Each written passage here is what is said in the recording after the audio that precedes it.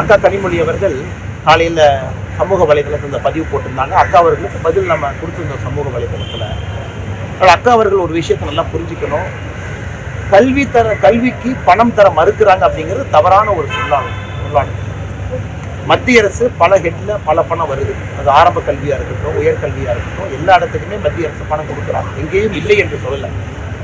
இப்போ இது சமகிரக சிக்ஷா அப்படின்னு சொல்லக்கூடிய அந்த பர்டிகுலர் ஹெட்டு அது எல்லாமே தேசிய கல்வி, புதிய கல்வி, அதை நோக்கி அது மாறிடுச்சு. சர்வ சிக்ஷா அபியான் மாறி இருக்கு. ஸோ இவ்வளவு பேசக்கூடிய அக்கா கனிமொழி அவர்கள் எதற்காக போன ஆண்டு 2024 தமிழக அரசு பிஎம்ஸ்ரீ பள்ளிக்கூடத்தை நாங்கள் ஏற்றுக்கிறோம்னு எதற்காக சொன்னாங்க? அதற்கு அக்கா பதில் சொல்ல மாட்டாங்களே. எங்கேயும் கல்விக்கு பணம் இல்லைன்னு யாரும் சொல்லலைங்க. சமகிரக சிக்ஷா ஃபண்டு எதற்கு பயன்படுத்தணுமோ அதற்கு தான் எல்லா மாநிலமே பயன்படுத்த முடியும். தமிழகம் புதுசாக ஒன்று கண்டுபிடிக்க முடியாது. அதைத்தான் தர்மேந்திர பிரதான் அவங்க சொல்லியிருக்கிறாங்க. இந்த பிஎம்ஸ்ரீ பள்ளிக்கூடத்திற்காக புதிய கல்விக் கொள்கையினுடைய முக்கியமான சில விஷயங்களுக்காக நீங்கள் பயன்படுத்தலாம். அதை அவங்க திரிச்சு மாற்றி பேசி நாம் ஏதோ கல்விக்கு பணம் கொடுக்க மத்திய அரசு மறுக்கிறாங்கன்னு தொடர்ந்து பேசுவது சரியல்ல. மேடம் ஏசரை பொறுத்த வரைக்கும் நம்ம சொல்லியிருக்கோம் மேடம். ஏசர் இல்லைங்க மேடம். ஏசர் இத்தனை காலமாக நடத்தப்படக்கூடிய ஒரு அமைப்பு. அது மத்திய அரசு மேற்பார்வையில் நடந்தாலும் கூட அந்தந்த மாநிலத்தில் குரூப் ஆஃப் என்ஜிஓஸ், ஒரு மாநிலத்தில் என்ஜிஓக்கள் அமைப்புகள் சேர்ந்து தான் அதை நடத்துறாங்க. ஆனால் மத்திய அரசு நேரடியாக நடத்துறாங்கன்னு சொல்றதே தப்பு. இது எப்படின்னாங்க, எனக்கு வரக்கூடிய டேட்டா என்னை பத்தி குறை சொன்னா நான் டேட்டாவே மாத்துறேன் அப்படிங்கிற அளவுல தான் அக்கா கனிமொழி அவர்களுடைய பேச்சு இருக்கு. ஏசர் அமைப்புகள் இந்தியா முழுவதும் நடத்துறாங்க.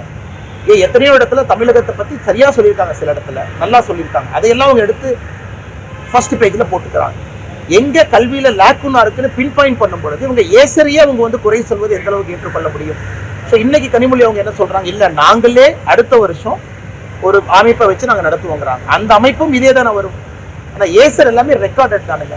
எத்தனை பள்ளிக்கூடத்துக்கு போனாங்க, எந்த பேராவை படிக்க சொன்னாங்க, எந்த மாவட்டத்தில் எந்த பள்ளிக்கூடத்தில் தரவுகள் எடுத்தாங்க, அது எல்லாமே ஓப்பன் டேட்டா. அதில் யாரும் மறுக்க முடியாதுல்ல. அதை கனிமொழி அவர்கள் குற்றம் சொல்வது சரியல்ல என்பது எங்களுடைய கருத்து. வாக்குகளை சிந்தாமல் சிதறாமல் எடுக்கணும். எங்களுடைய ஒரே எதிரி திமுக தான் அப்படின்னு சொல்லி பாஜகவுடன் கூட்டணி வைப்பீங்களான்ற கேள்விக்கும் விபிஎஸ் அவர்கள் அது 6 மாதம் கழித்து முடிவெடுப்போம்னு சொல்லியிருக்காரு. அதாவது எதிர்கட்சி தலைவராக இருக்கிறாங்க, ஒரு கேள்வி நீங்க கேட்குறீங்க, ஒரு பதில் சொல்றாங்க. நாங்கள் ஒரு கட்சி நடத்தி கொண்டிருக்கின்றோம், கட்சியில தொண்டர்களாக இருக்கிறோம். எங்ககிட்ட ஒரு கேள்வி கேட்குறேன். எல்லாருடைய நோக்கமும் திமுகவை 2026 வீட்டுக்கு அனுப்புறதா எந்த மாற்றத்திற்கும் இல்லை. காலம் சூழல் இன்னும் 6 மாதம் 8 மாதம் இருக்கு, எப்படி வரும்?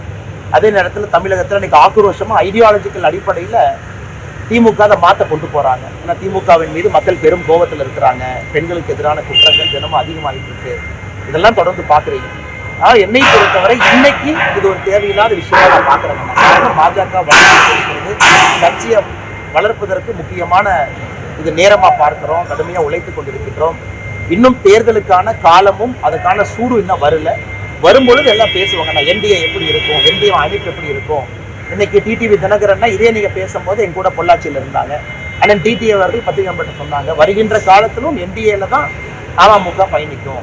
அப்ப என்டிஏ வலிமை அடைஞ்சிட்டு இருக்காங்க, எந்த மாற்றுக்கிறது இல்லைங்கலாம். ஸோ வருகின்ற நேரத்தில் என்டிஏ எப்படி இருக்கும், அதில் யார் இருப்பார்கள் என்று பேசுவாங்க.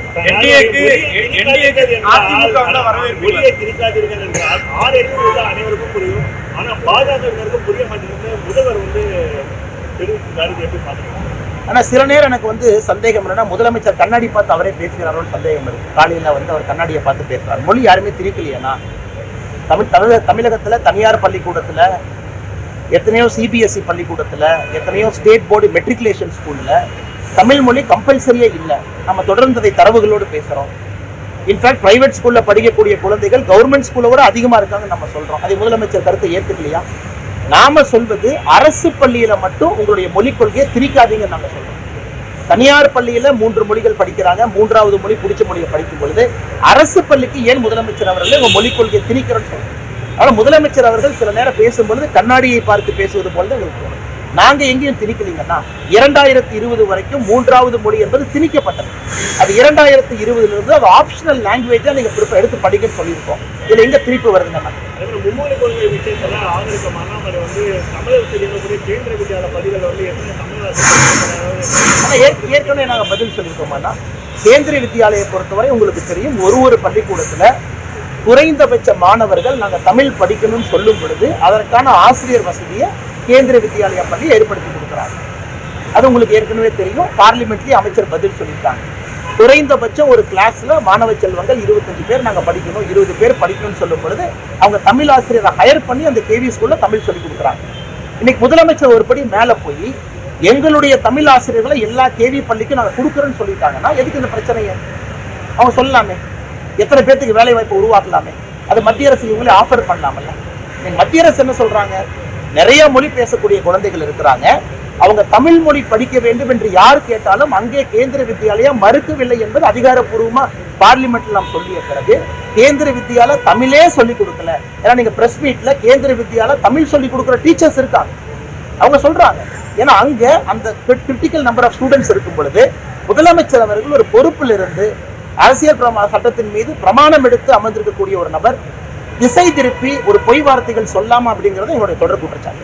நேற்று முதலமைச்சர் பேசும்பொழுது யாரோ கூப்பிடுறாங்க, எதற்காக இதுல அனைத்து கட்சி கூட்டத்தில் பங்கேற்க கூடாது அப்படின்னு நினைக்காம உங்களுடைய பங்கேற்பு இருக்கணும்னு சொல்லி. ஆனா அனைத்து கட்சி கூட்டம் ஒரு திருமணத்துக்கு நீங்க கூப்பிடுறீங்கன்னா பொண்ணு யாரு மாப்பிள்ளை யாருன்னு தெரியும், நம்ம போறோம், எந்த குடும்பம் தெரியும். அனைத்து கட்சி கூட்டம் எதுக்குமே தெரியாது. டீலிமிட்டேஷனை பத்தி யார் சொன்னா? டீலிமிட்டேஷன் மக்கள் தொகை அடிப்படையில் நாங்க சொல்லவே இல்லை. டீலிமிட்டேஷனுக்கு கமிஷனும் போடல. எப்ப டீலிமிட்டேஷன் நடக்கும்னு யாருக்குமே தெரியாது. இவர் நாளைக்கு அனைத்து கட்சி கூட்டம் பெண்களை பற்றி, பெண்களுடைய பாதுகாப்பை பற்றி, பாஜக நாங்க போறோம், வானதியக்காரங்க எல்லாரும் போறோம், எதுவுமே சொல்லாதப்ப கற்பனையாக ஒரு அனைத்து கட்சி கூட்டம். கற்பனையா ஒரு கல்யாணத்துக்கு போவீங்களானே? நான் அண்ணன் கிட்ட சொல்றேன்னே, கற்பனையா ஒரு கல்யாணத்துக்கு வாங்க, பொண்ணு மாதிரி ஒருத்தவங்க இருப்பாங்க, மாப்பிள்ளை மாதிரி இருப்பாங்க, எப்படி அந்த கூட்டத்துக்கு போவீங்க? இது அனைத்தும் கற்பனை. கடந்த ஒரு ஆண்டுக்கு முன்னதாக தற்போது அந்த தேர்தல் ஒரே நாடு ஒரே தேர்தல் வரும்பொழுது இந்த மாதிரி டீலிமிட்டேஷனும் நடக்க வாய்ப்பு இருக்குன்னு சொல்லி ஒரு பேச்சு இருந்தது. மத்திய அரசு அதிகாரப்பூர்வமாக சொல்லுகின்ற கருத்துக்கு நாங்க பொறுப்புங்கண்ணா. 848 சீட் நாங்க சொல்ல வேண்டும். 22 சீட் தமிழ்நாட்டுக்கு வரும் சொல்ல வேண்டும். இந்தியாவில் டீலிமிட்டேஷன் வரும் பொழுது ஆர்டிகல் 81 படி பாப்புலேஷன் அடிப்படையில் தான் வரும் சொல்ல வேண்டும். புதிய நாடாளுமன்றம் அமைக்கும் போது கூடுதல் இருக்கை அமைக்கப்பட்டது. கூடுதல் இருக்கை அது 800, 900, 1000 இருக்குங்க. டீலிமிட்டேஷனை பத்தி எங்களுடைய கட்சி தலைவர்கள் பார்லிமெண்ட்ல பேசும் பொழுது ஒரே நாடு ஒரே தேர்தலை போல கமிஷன் கமிட்டி அது எப்படி வரும், எந்த அடிப்படையில் வரும். இன்னைக்கு அமித்ஷா அவர்கள் ஒருபடி முன்னாடி போய் ப்ரோரேட்டாங்கன்னு சொல்லி முடிச்சுட்டாங்க. அப்படின்னா இன்னைக்கு இருக்கக்கூடிய எந்த மாநிலமும் மேலையும் போக மாட்டாங்க, கீழே வர மாட்டாங்க. எல்லா மாநிலமும் அவங்களுடைய விகிதாச்சார அடிப்படையில் இருப்பாங்க. அப்படி இருக்கும் பொழுது முதலமைச்சருக்கு நாங்க கேட்கக்கூடிய தொடர் கேள்வி என்னன்னா, எந்த அடிப்படையில எனக்கு தகவல் வந்துச்சு, டெல்லியில இருந்து சொன்னாங்க 848 சீட்டு, அதுக்கு நாங்க ஆதாரம் கேட்கிறோம். எதுவுமே இல்லாம பாரதிய ஜனதா கட்சியை கூப்பிட்டு நீங்க ஒரு மீட்டிங்ல உட்காருங்கன்னா நாளைக்கு எந்த பேசிஸா பேச போறாங்கன்னா, நாளைக்கு மீட்டிங்ல ஒரு பேசிஸ் வேணும்ல. இப்ப நம்ம டீலிமிட்டேஷன் அறிவிச்சிட்டோம், திட்டத்தை சொல்லிட்டோம், குறை இருக்கா டீலிமிட்டேஷன் மீட்டிங் கூப்பிடுங்க நாங்க வர்றோம். அறிவிக்காம அதுபடி நடக்காதுன்னு சொன்ன பிறகு பாப்புலேஷன் மட்டும்தான் ஒரே ஒரு முகாந்திரம் இல்லை என்று சொல்லிய பிறகும் தொடர்ந்து முதலமைச்சர் சொல்றாங்கன்னா அவர் திசை திருப்புறாருன்னு அர்த்தம். தமிழ்நாட்டினுடைய அடிப்படை மக்கள் பிரச்சனையை பேசாம திசை திருப்பி இன்னொரு இடத்துக்கு போறாருன்னு அர்த்தம். அது எப்படி நாங்கள் ஏற்றுக்கொள்ள முடியும்? தேசிய ஜனநாயக கூட்டணியில் அதிமுக வரும்னு எதிர்பார்க்கிறீங்களா? ஆனா ஏற்கனவே உங்களுக்கு சொன்ன மாதிரிங்க, எங்களை பொறுத்தவரை திராவிட முன்னேற்ற கழகம் வீட்டுக்கு போகணும். பாரதிய ஜனதா கட்சி வளர்ந்து கொண்டிருக்கிறது, அந்த அக்னாலஜ்மெண்ட் எல்லாரும் கொடுக்குறாங்க. நாங்க எல்லாருக்கும் அன்பா தான் பழகிறோம். எங்களுக்கு யாரும் எனிமி யாரு, எங்களுக்கு யாருமே கிடையாதுங்கன்னா. எங்களுக்கு இந்த கட்சி தமிழகத்தில் நிலைச்சு வரணும், நல்லா வரணும் அப்படிங்கிறத நோக்கம். தேர்தலுக்கு என்டிஏ எப்படி ஷேப் இருக்கும், என்டிஏல யார் இருப்பாங்க, பெரிய கட்சி சின்ன கட்சி, அதெல்லாம் வருகின்ற காலத்துல பேசுவோம். அதிமுக வந்து வரவேற்பு, ஆனா வருகின்ற காலத்துல பேசுவோம். அது அனிதா ராதாகிருஷ்ணனோட அறியாமையை காட்டுங்க. இடி கேஸ்ல அரெஸ்ட் ஆனார்ல, இடி கேஸ்ல சார்ஜ் ஷீட் அவர் மேல போட்டிருக்கல, அரெஸ்ட் ஆகல, சார்ஜ் ஷீட் அவர் மேல போட்டிருக்கு. அதனால அனிதா ராதாகிருஷ்ணனோட அறியாமையை காட்டுது. திமுக ஸ்மகிள் பண்ணிட்டு இருக்கான். நேற்று எவிடன்ஸ் கொடுத்துருக்கோம்.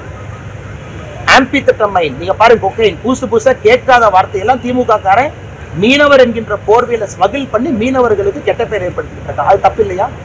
அப்ப இலங்கை கோஸ்ட் கார்டு பிடிக்கிறாங்கன்னா நல்ல மீனவர்களும் மாற்றுறாங்க. அதைத்தான் நான் சொல்லி காட்டினேன். திமுக காரன் இதை பயன்படுத்தி திமுக கட்சிக்காரன் கடத்தல ஈடுபட்டு இருக்கான். இது அனிதா ராதாகிருஷ்ணனுக்கு தெரியாதா?